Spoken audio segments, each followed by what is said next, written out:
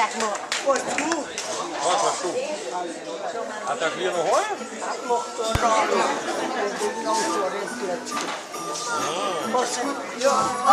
En we zijn alweer, na de winter, in de lente.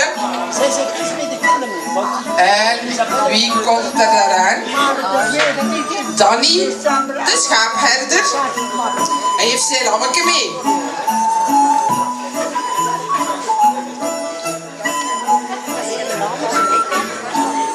Het lammeke is geschoren. Katrien heeft het geschoren.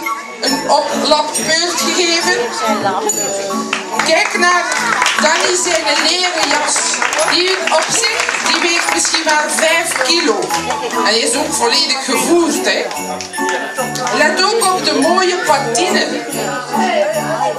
Die het leer gekregen heeft na een jarenlang gebruik. Nee, Danny zal niet koud hebben met zo'n fraksje.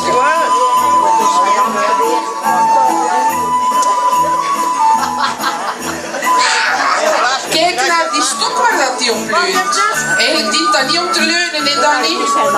Dat is voor uw beestjes vooruit te duwen. Of achteruit.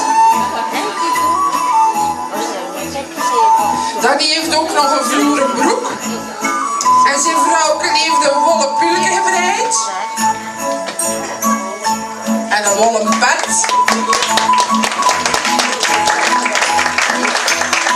Ja, Danny, hij hebt je roeping gemist, geloof ik.